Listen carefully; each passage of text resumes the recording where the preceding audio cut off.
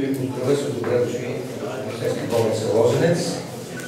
Благодаря за това, че се отговаряте на поканата в присъствието на демонстрационен полет за медицинската хеликоптерна услуга, която реално започваме да предлагаме като университетско помощно заведение, съвместно с Хелия.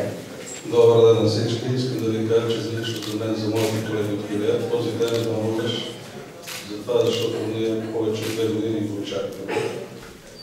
Инвестирахме в 2 прекрасни хеликоптера, които са многофункционални и са едни от най-добрите за изпълнение на мисии за спасяване, включително и това са най-добрите хеликоптери за планинско спасяване.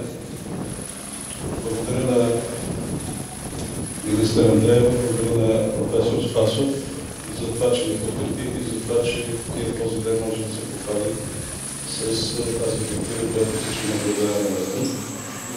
От името на моите колеги, от името на Аугуста Вестман, чрез която са закупили хеликоптерите, ние към този договор, който беше подписан, правиме дарение от 15 летателни часа, които да бъдат използвани по усмотрение на Министерството на здравеопазването, там където не необходимо. Благодаря за внимание.